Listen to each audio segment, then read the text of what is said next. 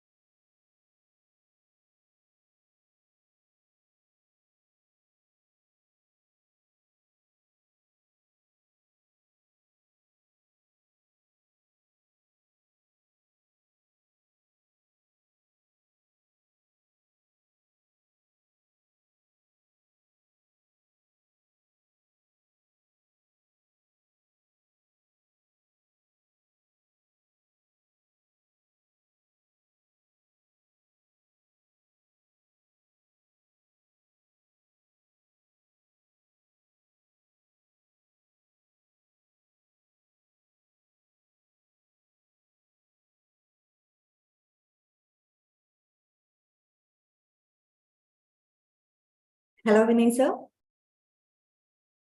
Shall we start now? Let us start. Friends, we are starting today's session. This is our 8th day of National Tax Lecture Series. Welcome, Vinay Sharaf sir. Welcome every participants. We can start, sir. Over to you. Yeah, thank you very much. Good afternoon, participants. Today we are going to discuss the provisions relating to arrest and provisions. So before I start the discussion from the provision of the GST Act, I think it is very much essential for us to understand. As I was saying, that for us to enable to understand the provisions relating to arrest and prosecutions within the purview of the GST Act, I think it is very much essential that we understand some fundamental and basics of criminal jurisprudence in terms of CRPC. So that is criminal.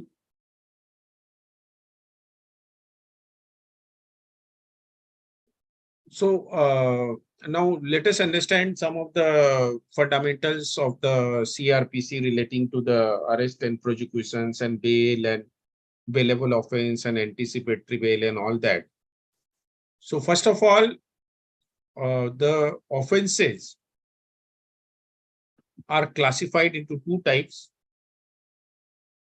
The one is which are considered to be grave offenses are called cognizable offenses, cognizable and non-bailable offenses, and other offenses where the which is not considered to be so grave are non-cognizable and bailable offenses.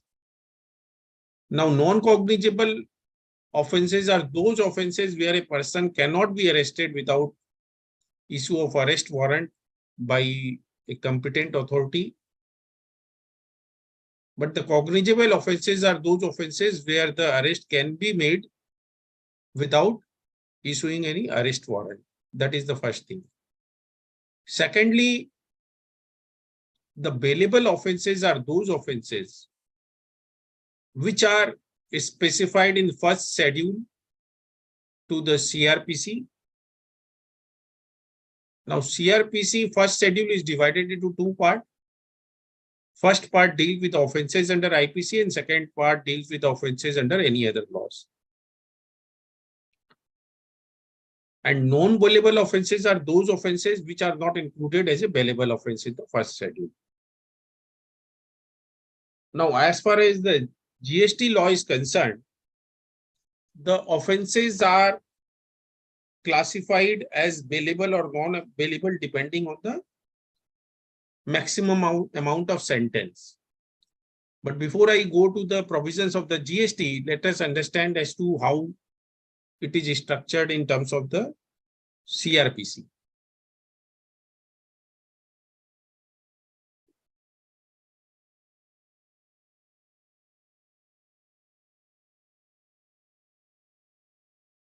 Now, if the offense is a bailable one,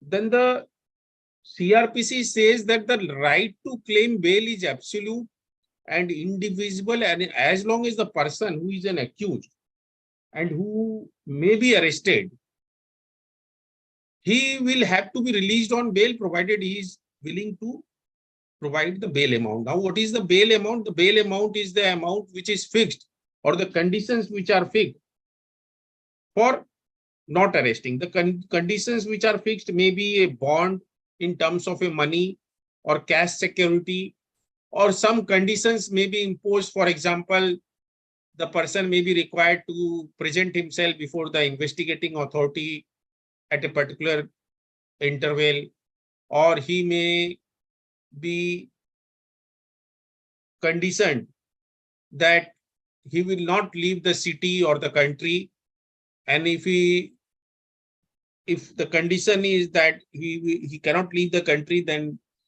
his passport is also impounded. So there can be variety of conditions which can be, or for example, that he will not tamper with the evidence, or that he will not threaten the witnesses. So if any of these conditions are violated, and if the prosecuting authorities makes an allegation once the bail has been granted that the accused is not complying with the conditions of the bail, then the court is entitled to immediately cancel the bail, and that person, once the bail is cancelled, then he will be liable to arrest. But till such time he is complying with the conditions of the bail, he cannot be arrested. So that is point number one. But the non-bailable offense does not mean that a person cannot be granted bail at all. In fact, the jurisprudence is that the bail is the norm and the jail is an exception. Now we will discuss with the various landmark judgments within the purview of the CRPC with respect to the condition for arrest, or when the arrest should be made or should not be made at all. So one such judgment, which is a landmark judgment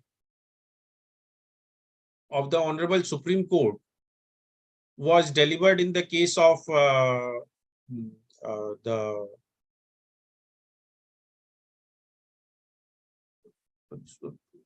which is called the judgment in the case of the Arnesh Kumar, wherein the Honorable Supreme Court laid down that as long as the person is willing to participate in any proceeding which is initiated against him, he should not be arrested. And if there is no threat of the concerned accused tampering with the evidence or not participating in the process of investigation, he should not be arrested at all. So it is not that if there is a offense is non-bailable, then the bail will not be granted. The only thing is that the concerned person should be presented before the magistrate, and it is only the magistrate who has the power to grant bail.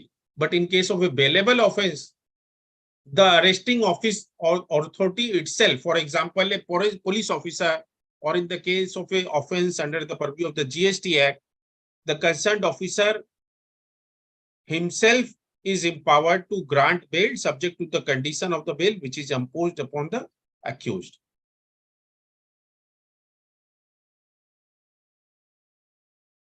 Now, there are some of the important provisions of the CRPC which are equally applicable to the GST also. So, Section 50 says that whenever a person is arrested without warrant, it is the duty of the police officer to communicate the full details of the offense for which the person is arrested.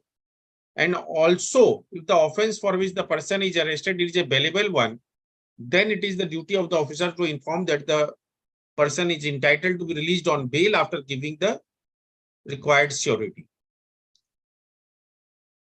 So it is the officer himself who should intimate the accused whether, if he is arrested at all, then whether the offense which he has committed is a bailable one or non-bailable one. So the accused need not know the law with respect to the nitty-gritties of the law, whether the offense is a bailable one or not.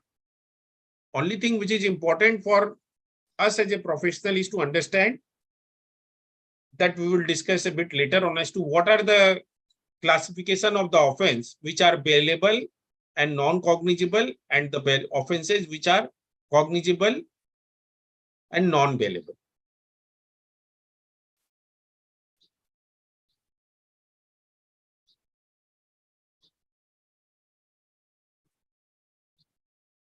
Now, in one of the very important judgment of the Honorable Supreme Court, it was held that the merely because arrest can be made, it is not that the arrest should be made. the court should be very careful before issuing non-bailable warrants. So, and it also said that the whole purpose is to make an investigation. So if the non-bailable warrant should only be issued when the summons are unlikely to have the desirable result.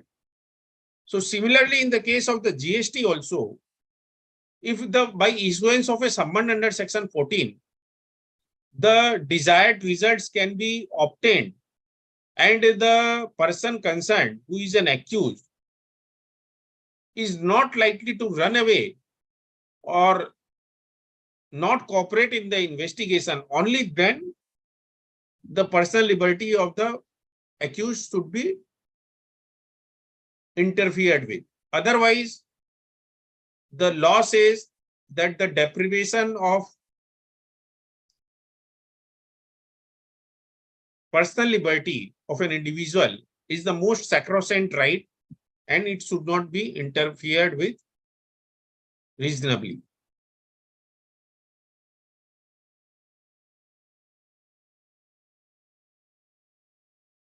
Okay, we have already received some query. We'll deal with it.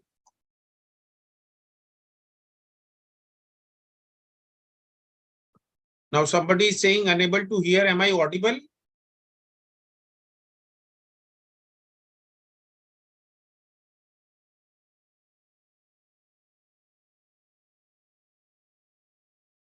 Okay, thank you.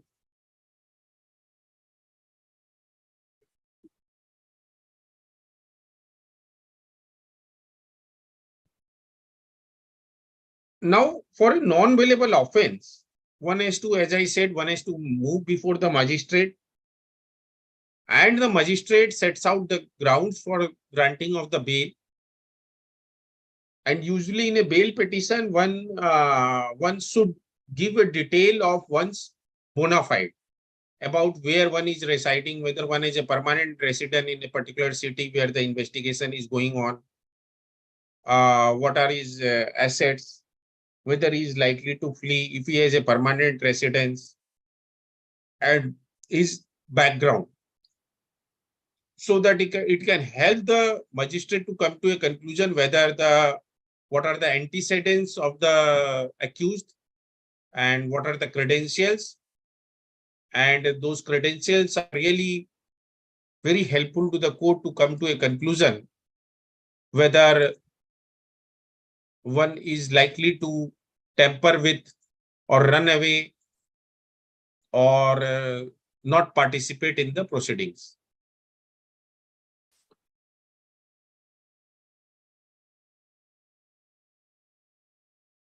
Now, another judgment of the Honorable Supreme Court says that in the case the court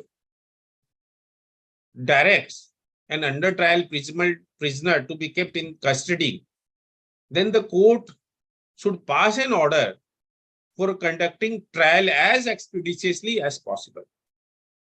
Now, the reality is that in real sense, a lot of under prisoner trial prisoners are languishing in the jail, and that expeditious hearing is an utopian dream only. But nevertheless, the Honorable Supreme Court says that if any under trial is kept in prison, then the least which the court should do is to ensure that there is a speedy trial and conclusion of the proceedings.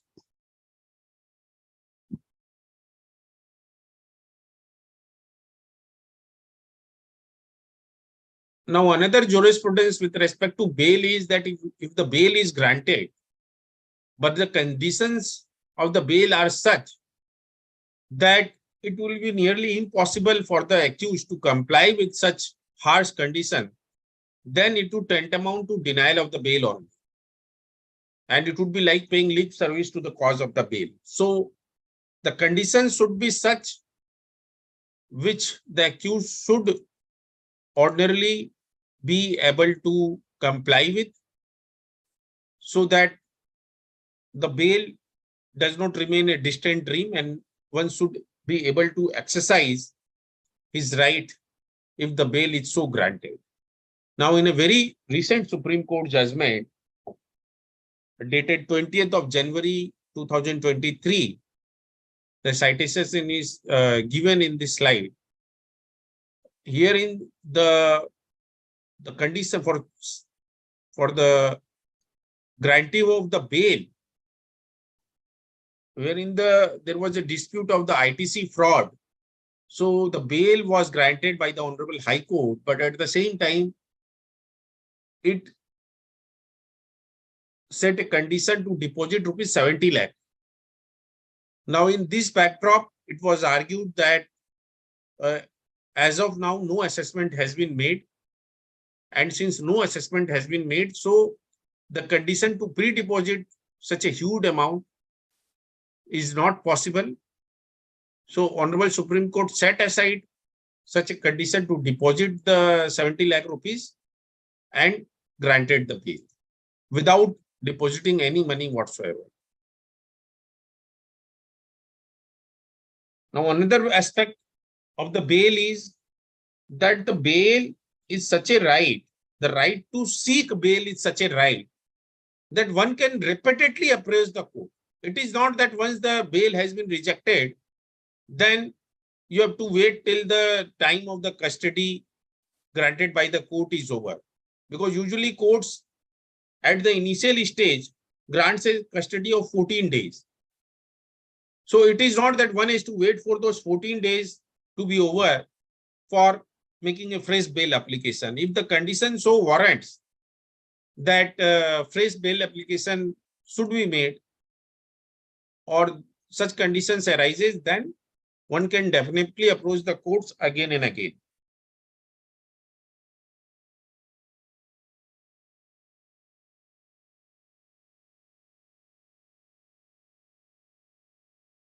Now, another important concept with respect to jurisprudence of bail is that suppose somebody is arrested, but the investigation is not completed and charge sheet is not filed.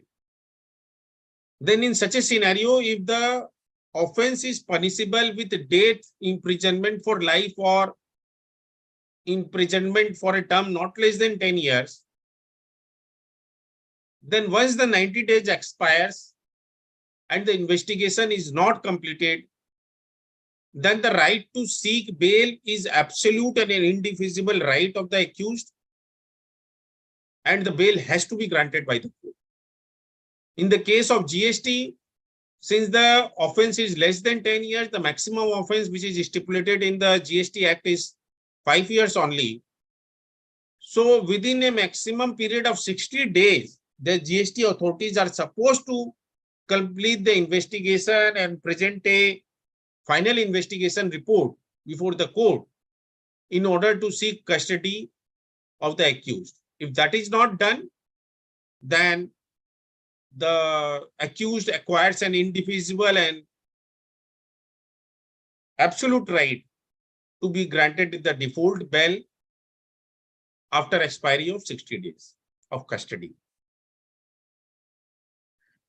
Now, another section 436A of CRPC says that if more than half the term of the conviction is undergone by an under trial accused, then once the 50% of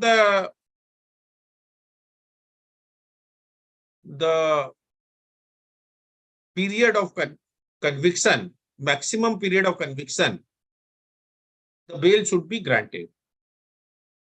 So if it is, say, 5 years in the case of GST, then after expiry of 2.5 years, even if the investigation report is filed, the bail has to be granted.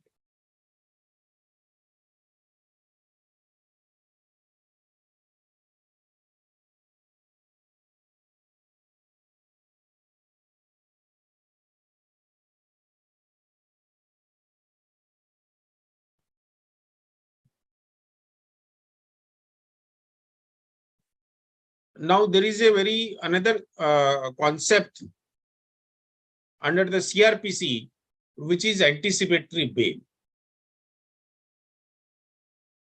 Now, if one is apprehending arrest, then one can approach the court saying that, look, I am apprehending arrest, and if I participate in the proceeding, then it is highly likely that I will be arrested.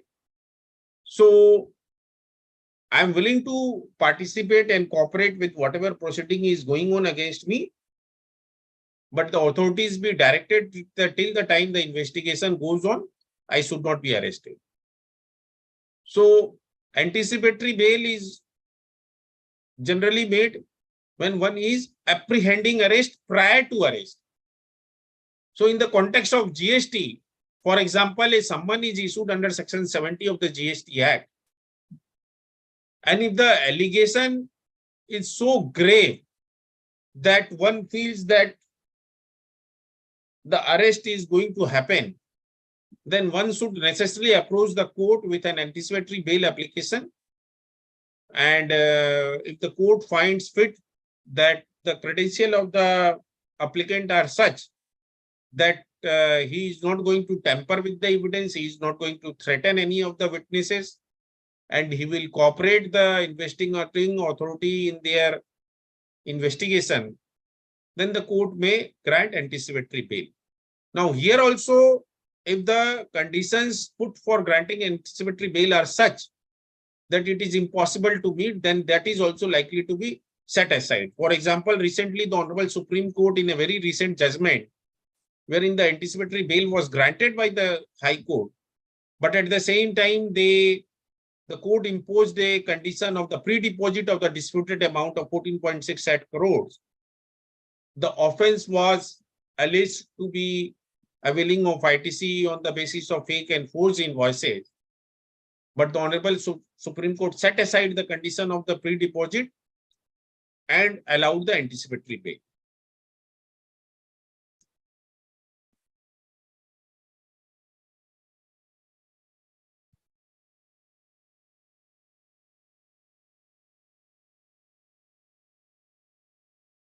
Now, let us have a look at some of the procedural aspect of arrest, even though the procedural aspects are not defined in the law. Recently, the CBIC has come out with a detailed circular relating to the arrest. But before we go to the circular, let us have a look at one of the very celebrated and important judgment of the Honorable Supreme Court in the case of D.K. Basu versus State of West Bengal, which laid down the guidelines for arrest. Some of the important guidelines which was laid down was that while carrying out the arrest, the police personnel should wear accurate, visible and clear identification and name tags with their designation. The police carrying out arrest should prepare a memo of arrest, which should be attested by at least one witness who may either be a family member of the attestee or respectable person of the locality from where the arrest is made, and it shall also be countersigned by the arrestee and shall contain the time and date of arrest. So in the context of GST Act, if we see, if all these details are captured, then it will give a it will help the SSC at the time of final trial or the assessment of under the tax, whereby say some on the basis of the arrest, some statement is taken, and from the circumstance it so appears that the arrest was made at a very odd hours, and it is highly likely that under the fear the statement which was taken was not voluntary, so it is going to help the arrestee. Now, another important guideline which was laid down was that the person who is arrested or kept in custody is entitled to be informed to a relative or a friend who can help him in getting the bail.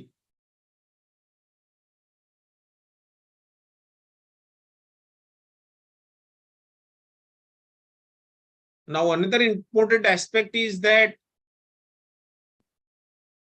as soon as the detention is made, he should be made aware of his right, and an entry must be made at the place of detention regarding the arrest of the person, which says also disclose the name of the next friend who has been informed about his arrest. And he should be medically examined within 48 hours during his detention. And the arrestee must be permitted to meet his lawyer during interrogation. So these are where some of the important guidelines laid down by the Honorable Supreme Court in D.K. Basu versus the state of West Bengal. Now, Honorable Gujarat High Court laid down some very important procedure for arrest, and wherein it was held that the arrest memo is a key safeguard against illegal arrest and harassment of the arrestee. So therefore, the concerned officer making arrest shall prepare a memo of arrest, and which should be attested by one witness. So, I mean, the kind of guidelines which is issued by the D.K. Basu versus the state of West Bengal, it was laid down in this particular Gujarat High Court judgment. Now, this judgment is in the context of GST. That is why I am citing it, and I think it is very useful. So it lays down almost all the guidelines which was laid down on the GS, that D.K. Basu versus the state of West Bengal, with some additional additions. It was said that it is high time that the GST department prescribed the standardized format for arrest memo. The format should contain all necessary particulars and about the guideline. And the gist of offense alleged to have been committed must be incorporated in the arrest. And it shall be the duty of the magistrate before whom because once the arrest has been made, then for seeking remand, whether it is police custody or judicial custody, the accused should be presented before the magistrate. Now, in a normal criminal matter, generally, if at the time of once the accused is presented before the court, then simultaneously a bail petition is also filed to oppose the remand or the detention. Now, in a normal criminal matter, generally, if the apprehension is that the court is not likely to grant bail, then simultaneously alternate prayer is made that the accused be kept in the judicial custody. Because judicial custody is always better than the police custody. Police custody is very, very difficult to deal with for an accused.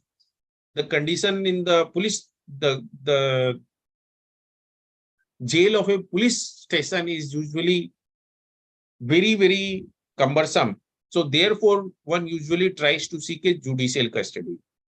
In the case of the GST, usually the department itself, many times I have seen that they themselves seek judicial custody, but nevertheless, whosoever is arguing, since he is not having the benefit of the copy of the remand application of the department, so he would not know whether the department is going to seek police custody or demand custody, judicial custody.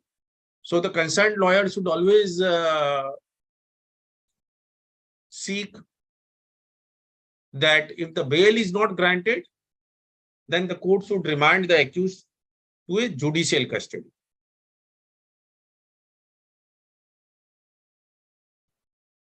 Now, let us have a look at the provisions of the GST Act, having gone through some of the basic elementary criminal jurisprudence. So first of all, it is the section 69, which says that if the commissioner has reasons to believe that a person has committed any offense specified in clause A, B, C, or D of subsection 1, which is punishable with an offense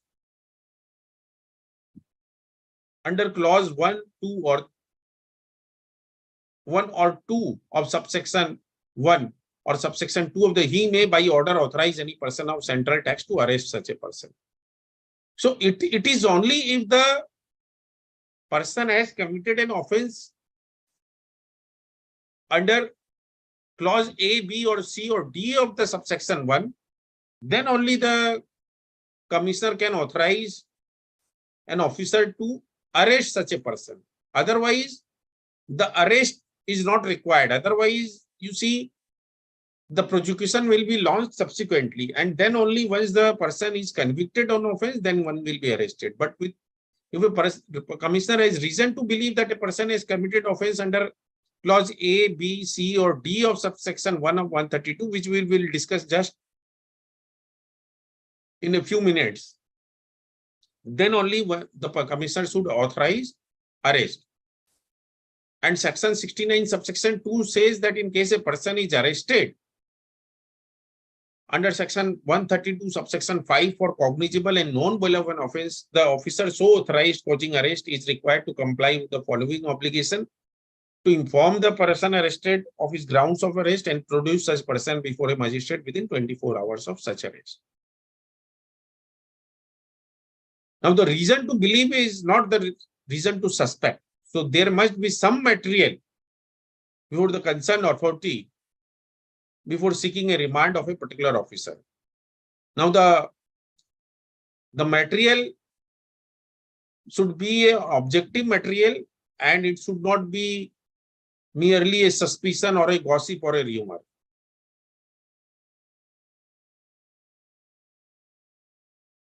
Now, CBIC has also laid down detailed guidelines with respect to power to exercise arrest. And this also follows the same well-established jurisprudence in the matter of arrest.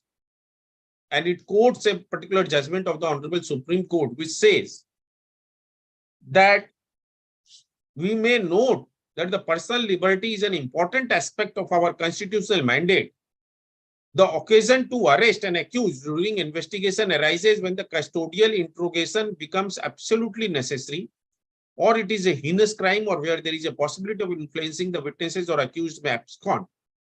Merely because an arrest can be made because it is lawful does not mandate that the arrest must be made. A distinction must be made between the existence of the power to arrest and the justification for exercise of it.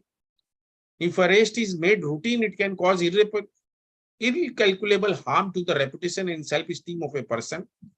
If the investigating officer has no reason to believe that the accused will abscond or disobey someone, or is in fact throughout cooperated with the investigation, we fail to appreciate why should there be a compulsion of the officer to arrest the accused. Then it goes on to say that the reason to believe to arrive at a decision to place an alleged offender on arrest must be unambiguous and amply clear. The reason to believe must be based on credible material. So it is not that just because the arrest can be made, therefore it should be made. So as long as any accused is willing to participate and is not likely to flee, he should not be put behind the bars.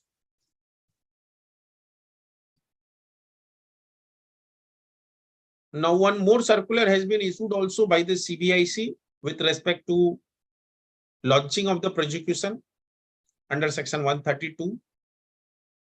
So it says that the standard of proof required in criminal prosecution is much higher than the adjudication proceeding. And one has to establish the case beyond the reasonable doubt. So even if the demand is concerned in the adjudication proceeding, the evidence should be so weighty that they are likely to result into conviction of an accused. So ordinarily, the prosecution should not be filed merely because the demand has been confirmed. So one has to exercise extreme caution for launching of the prosecution proceeding, and it should normally be launched only if the amount of tax evasion or misuse of ITC or fraudulently availing of refund is more than 5 crore rupees. Now, one important aspect which arises in the mind is, because it so happens that sometimes once the prosecution is launched under section 132, or while the adjudication proceeding is going on, or suppose the adjudication process is completed also, but the matter is pending in appeal. So one seeks quashing of the prosecution proceeding on the ground that, look, the matter is a tax offense. As of now, whether the offense has been committed or not is a matter which is sub judice. So therefore, the proceeding should be quashed.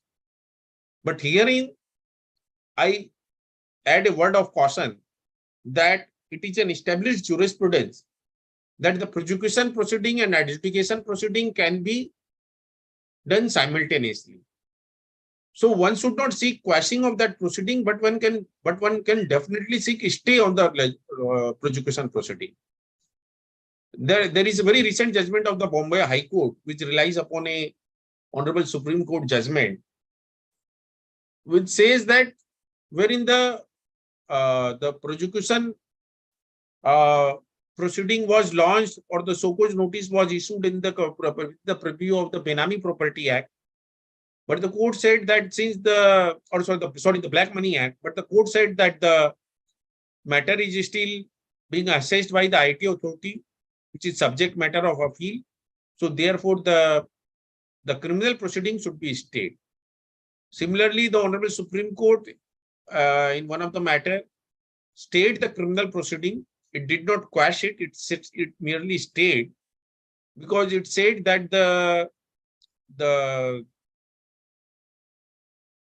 the fate of the criminal proceeding depends upon the conclusion of the civil proceeding, that is the assessment proceeding, and therefore till the time such a exercise is completed, the criminal proceeding can be stayed.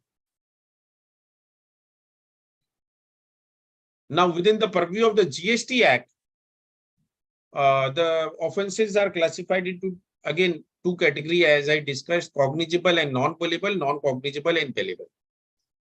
And the offenses are cognizable and non-bailable if two conditions are satisfied. One is the offenses are committed in clause A, B, C, or D of subsection 1 of 132, and if the amount of the punishment is more than 5 years. Except this, all other offenses are non-cognizable and bailable. Now, what are these clause A, B, C, D of subsection 1 of 132? Point number 1 is, that is, A is supply of goods or services without issuance of invoice with the intention to evade tax. So the clandestine removal cases where the goods are sold without invoices, that is one type of offense. Secondly, the issue of offense or bill without supply of goods or service leading to wrongful availment or utilization of ITC or refund of tax. So fake invoice case, where the invoice is issued, but the underlying supply of goods and service is absent, and which results into wrongful availment or utilization of input tax credit or refund of tax. Third type of offense is availing ITC using such fake invoice, or there may also be a case where the ITC is availed without any invoice at all. A lot of refund frauds have happened, wherein people have claimed refund on the basis of a non-existent ITC because they claimed ITC in GSTR 3B without there being any underlying invoices at all. So that is the fourth kind of offense. Then fourth kind of offense is where the tax collection is made but the same is not paid to the government within a period of 3 months from the due date of payment. So these are the 4 kind of offenses wherein if the punishment is more than 5 years, then they are cognizable and non-bailable. Now let us look at the other type of offenses. Other type of offense is evasion of tax or fraudulently obtaining refund, then falsifying records or documents or books of accounts with intent to evade payment of tax. Now, the GST Act has been partially decriminalized by omitting some of the offenses. For example, obstructing or preventing any officer in discharge of his duties has been omitted by the Finance Act. Tampering or destroying any material evidence has been omitted, and failing to supply any information or false supplying information has been omitted. So these are the offenses which has been now deleted from section 132. Now, what is the quantum of the punishment? If the amount of tax evaded exceeds 5 crore, then the imprisonment is 5 years and fine. In case the tax evasion is more than 2 crore but less than 5 crore, then punishment can be up to a period of 3 years. And in case of an offense of supplying of fake invoice, and if the tax evasion or the ITC exceeds 1 lakh but does not exceed 1 crore, then the imprisonment may be up for a period of up to 1 year.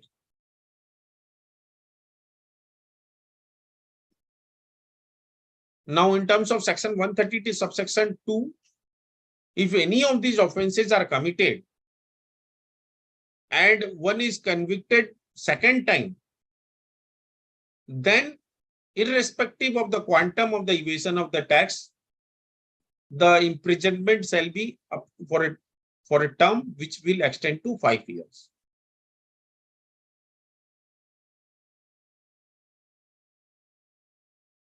Now 132(3) says that the minimum sentence, unless the adequate reasons are recorded by the court, the minimum sentence which should be given is 6 months.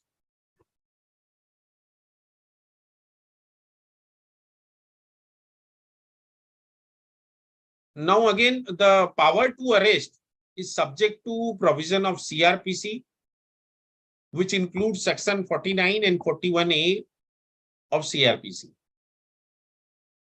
And as I was saying, the Supreme Court judgment in the case of Arnesh Kumar versus the state of Bihar is a very, very important judgment, which says that section 41 and 41A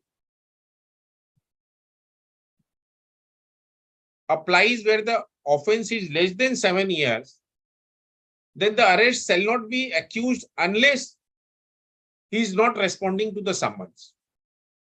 So as long as the offense is less than 7 years and one is willing to participate in the proceeding, the arrest should not be made.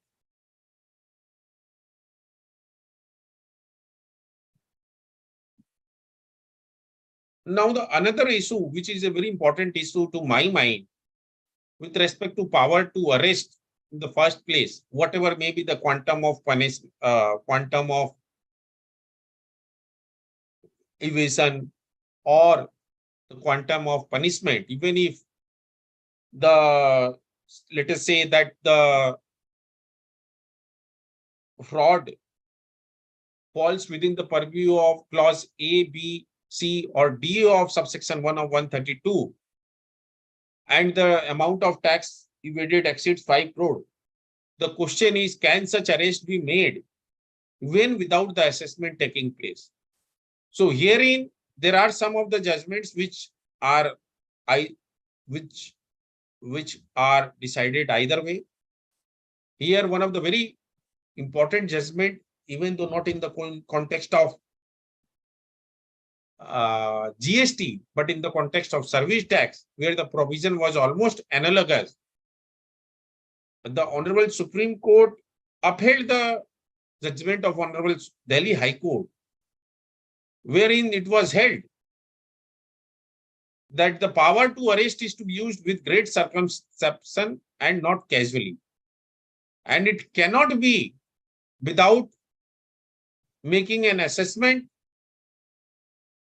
by passing the procedure as set out in section 73A and 4 of the Finance Act. That is, before power to exercise arrest, the so-called notice should be issued and the assessment of tax should be completed. It cannot be done otherwise.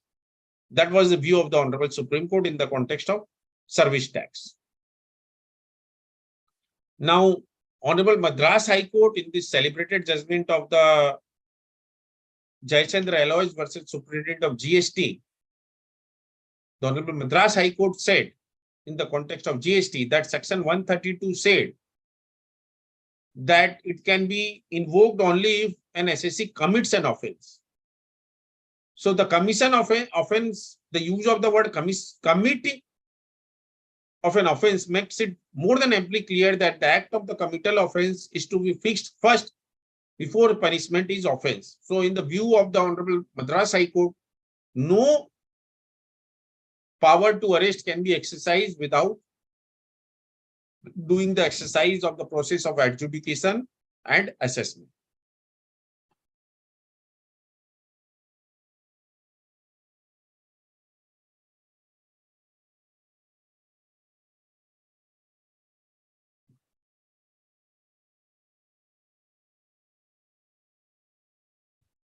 Now, Honorable Punjab and Haryana High Court, it laid down several guidelines before exercising the power to arrest. This was also a judgment in the context of GST. And here it was held that the power to arrest should be exercised in exceptional circumstances, which illustratively may be a person is involved in evasion of huge amount of tax and is having no permanent place of business.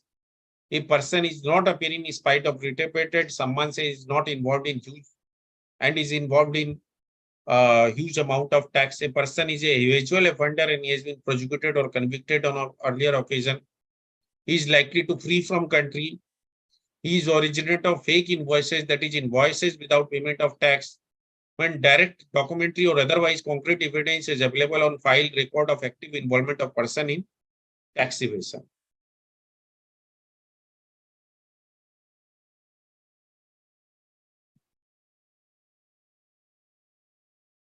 Now, this particular judgment of Honorable Supreme Court, I am not discussing because now already there are two Supreme Court judgments which I have discussed that the condition of pre-deposit cannot be imposed for the purpose of granting of the bail.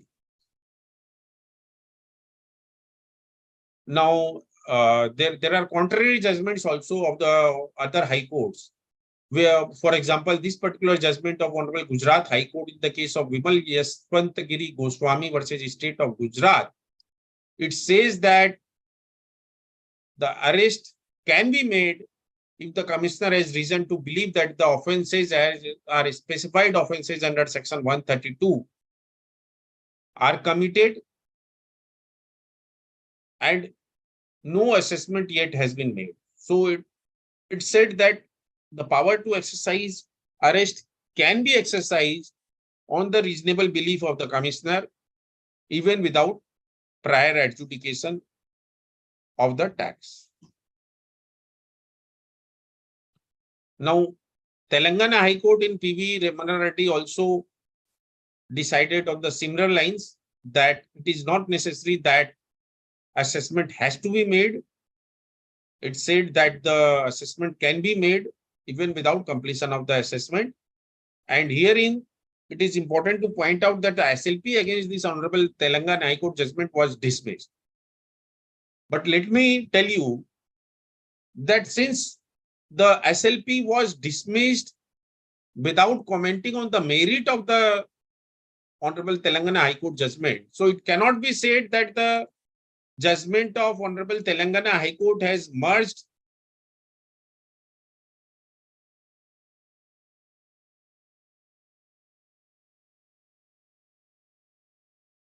merged with the uh,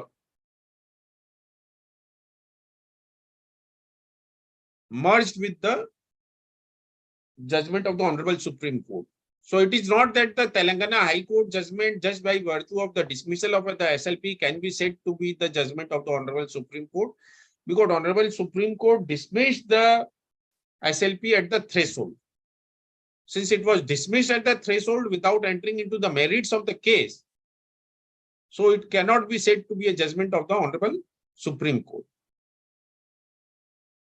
Now, Rajasthan High Court also in one of the judgment held that the assessment or determination of tax is not a prerequisite before exercising the power to arrest.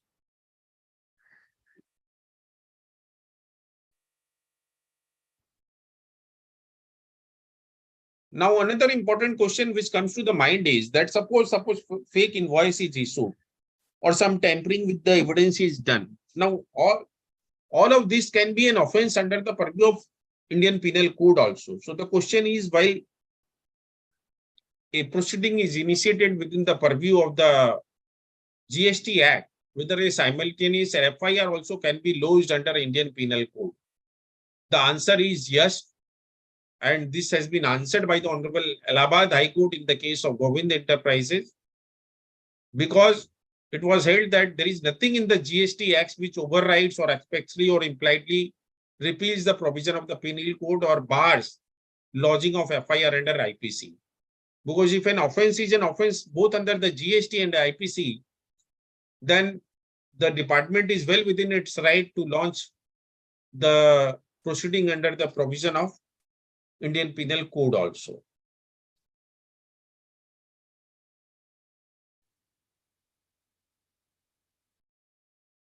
Now, another important aspect which I think needs discussion is whether an investigating officer can be called a police officer. The reason I wish to this particular aspect is that the section 25 of the Indian Evidence Act says that the confession made before a police officer is not an admissible evidence. So the question is that many a times a confessional statement is extracted by the officer from a SSE. So the question is whether it can be used against the concerned SSE. So the Honorable Supreme Court, in the context of customs law, had decided that the revenue officer is not a police officer, and therefore a statement made before a customs officer is a admissible offense.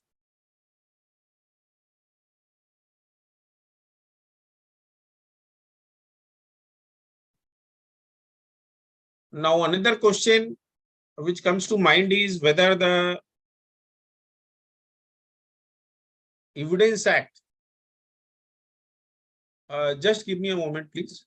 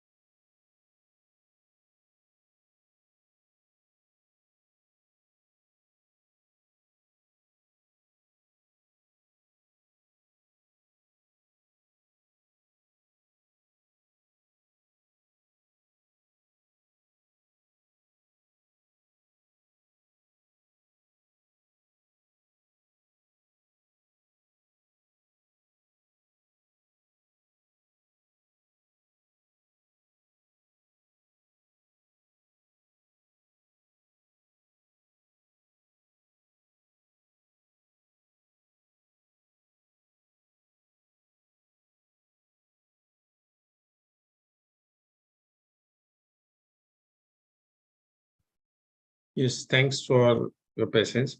Now, one of the important aspect is whether the Evidence Act does apply to the tax laws. So herein, I think one important judgment of the Honorable Income Tax Act, it says that even though the rigors of rule of evidence contained in Evidence Act does not apply to the taxation laws, but it embodies a salutary principle of common law jurisprudence which could be attracted to a set of circumstance that satisfies condition. So I think it is very important for us to have a knowledge of the evidence act, and depending on the fact and circumstance, we do apply to a particular case and take the help of it.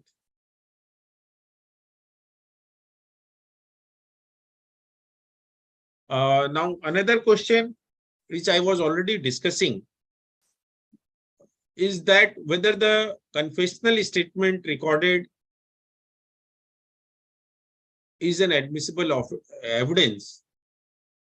So there are judgment which says that the confessional statement recorded is admissible evidence. But here I wish to point out that even if it is admissible, there is nothing which prevents a particular assessee to retract from a statement saying that it was not voluntary and it was given because of the threat of arrest and various other mental and physical torture either caused or threat of such physical torture. So the question is, how does one establish whether the statement was a voluntary one or a made under a threatening circumstance? So herein one very important judgment of the Honorable Supreme Court comes to my mind, which is in this particular slide. It says that it is not necessary to prove to the hilt that the confession had been obtained by way of inducement, threat, or promise.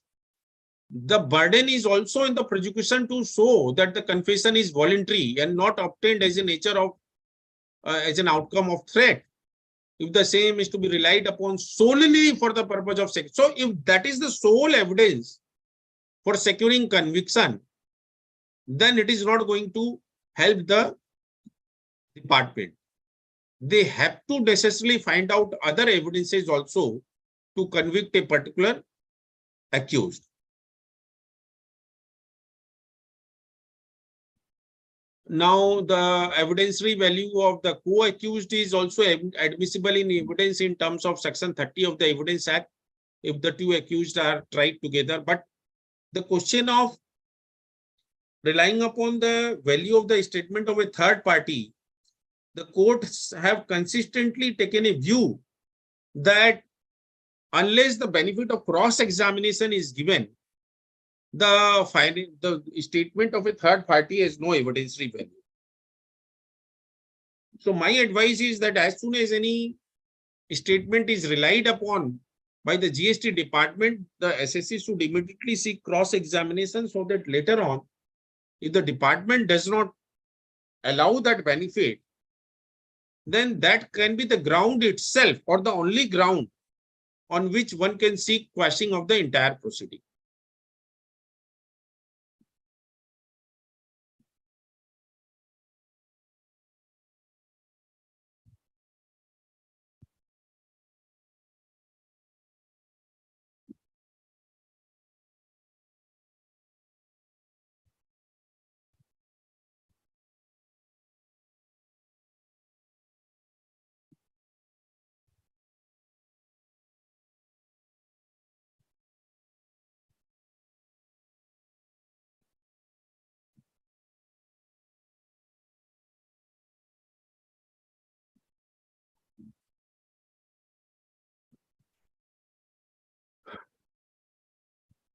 Now, the another, you see, important aspect which I think needs discussion is whether either the adjudication proceeding finding is binding on a prosecution proceeding or vice versa. The answer is that adjudication proceeding is not binding for launching of a criminal proceeding. And even if when adjudication is done, since the standard of proof in a criminal case is much higher and it should go beyond reasonable doubt, so the department has to have additional material to convict a person within the purview of Section 132.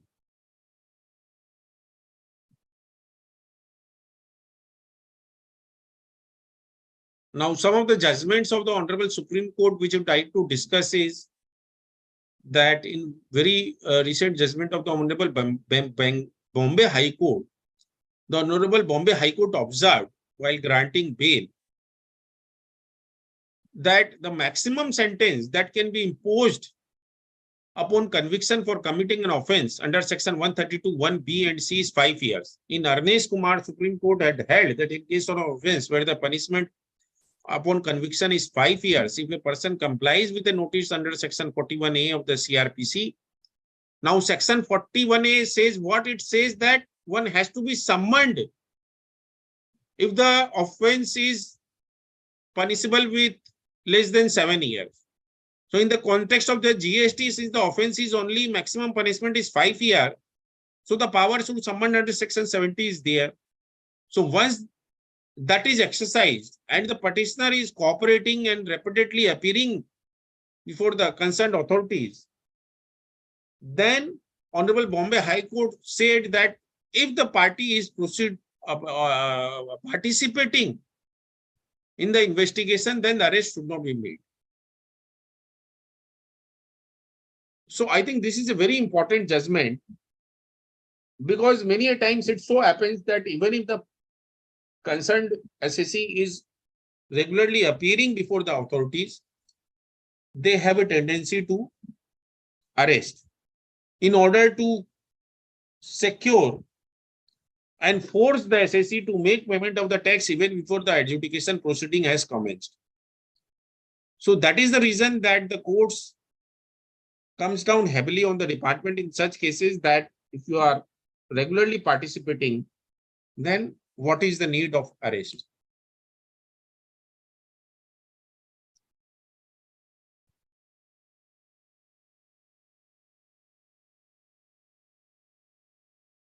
Now, here in one particular judgment of the Honorable Karnataka High Court, Honorable Karnataka High Court granted anticipatory bail on the same ground that releasing the petitioner on the anticipatory bail is fair, because it is not that he cannot be secured for the purpose of investigation or he is likely to flee.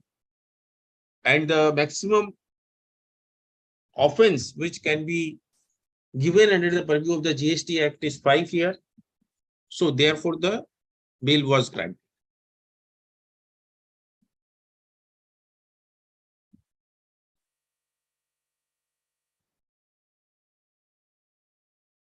Now, another important aspect in the GST, which is a departure from the normal criminal jurisprudence, is that under the general criminal jurisprudence, the onus is on the police officer to establish that the accused had a guilty mind.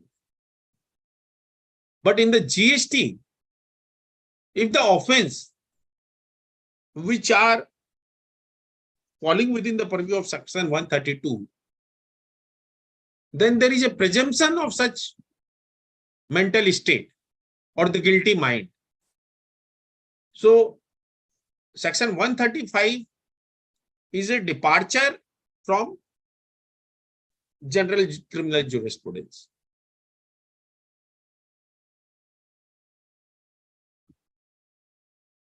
Now, with respect to the relevancy of the statement given before the officer for the purpose of prosecution under section 132, it talks about the value of the evidentiary value of the statement of a third party. It says that generally, unless the person is dead, whose statement is taken, or it is impossible to seek his cross-examination, the value of such a statement is 0 unless the cross-examination is done.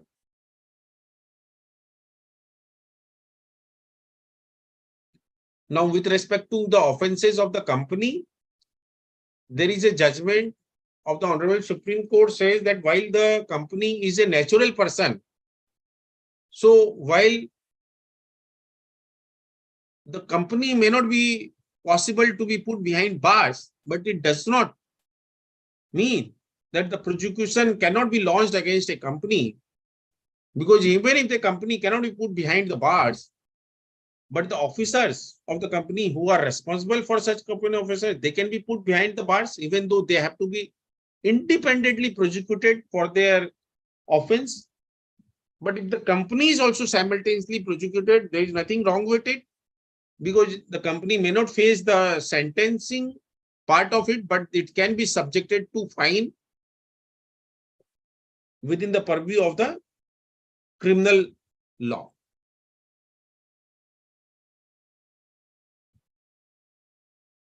Now, the last thing which I would like to discuss is the compounding an offense.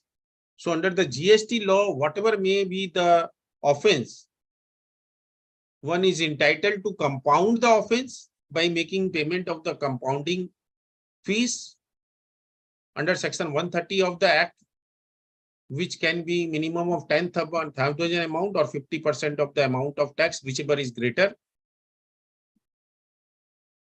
So if that is done, the compounding is done, then there will not be, the person cannot be put behind the bars, and he has to be absolved from the criminal aspect of it. So with this, I conclude my today's talk. Now I will take up some of the questions. Mr. Lakshmi Narayan has asked that is the stated final order confirming the adjudicating authority of classification of a product by erstwhile excise department under the holds good in the GST era, kindly confirm. You see, the stated final order confirming the adjudicating authority order of classification of product may or may not hold good depending on the facts of the case. Suppose in the GST era, the new tariff heading has come, because the GST is not strictly following the HSN system of classification.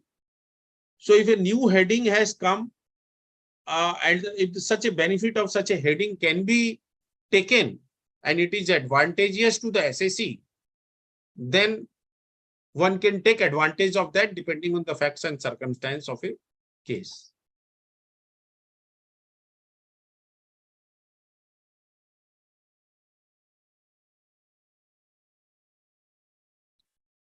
Now the another query is, it's a longest one, that Mr. X, a registered dealer of West Bengal, claimed ITC in GSTR 3B, also filed 9 and 9C, which included IGST, for which the supplier had wrongly shown the place of supply as consignee's address instead of buyer's address. Assistant Commissioner of uploaded ASMT, for which he replied by GSMT 11 along with the scanned copy of the invoices, wherein buyer's address was in West Bengal, but the consignee address was outside West Bengal. But the SCR is not given interrogated for the same address in GSTR 1. The Assistant Commissioner have uploaded GST part of intimation of liability, wherein full GST amount of such case has been demanded. What is the solution for whether X should apply for time extension to reply? Is the payment of tax and interest on whether there is a merit in the case when I can get relief from the appellate authority? Certainly, you see the GSTR 1A is a stage prior to the so-cause notice. It is a pre-so-cause stage. So no harm done as of now. If they have not, if you have not replied as yet, then you can reply subsequently on receiving of the so-cause notice under GSTR 1. And you can also file an extension for filing a reply under GSTR 1A also. Whether or not the authority grants you the adjournment, it does not affect your case at all, because you can respond at the stage of the so-cause notice. And in my view, this is a case of a procedural error, and it is an established jurisprudence that the substantive right cannot be denied for procedural infraction. So your right to input tax credit, provided all other conditions are satisfied, they cannot be denied to you just because there is an error on part of your supplier to upload the GSTR1 while filing is written. So I don't think the demand of the department will survive at all in this particular facts and circumstances of this particular case. Is there any other query?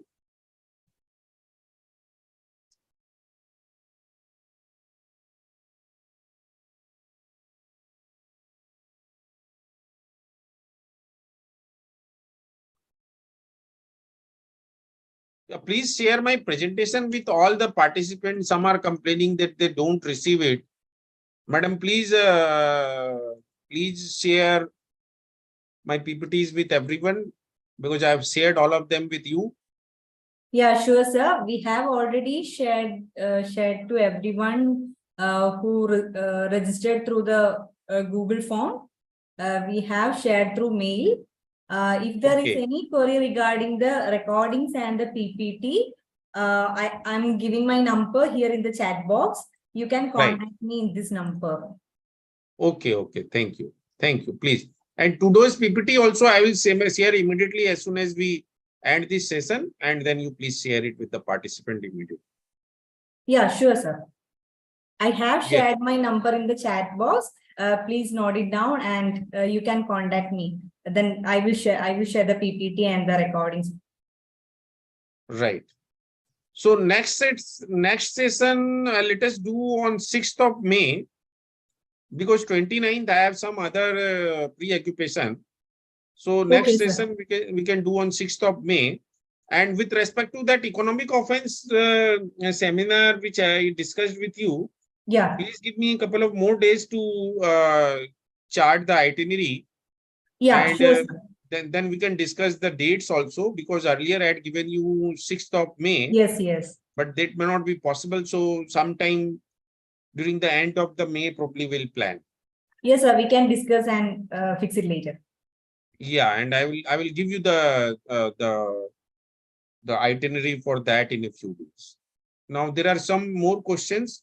I mean, let us take it and then we can close this particular session. Mr. Joman Varghese is asking, under section 122(2), the penalty for non-filing GSTR 3B is 10% tax due or rupees 10,000, whichever is higher, whether without passing order under section 62 impose penalty. Not at all. For imposition of penalty, it is mandatory to issue a show cause notice. There cannot be any direct penalty. And if such a penalty is levied, then you are very much entitled to get it quashed from the High Court directly.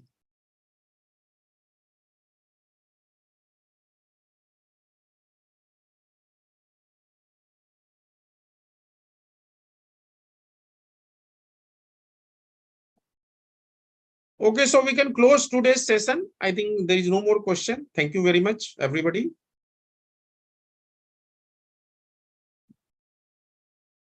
Yeah, we can wind up the session, sir. Thank you so much. Vinay, sir, thank you, everyone. Thank you very much.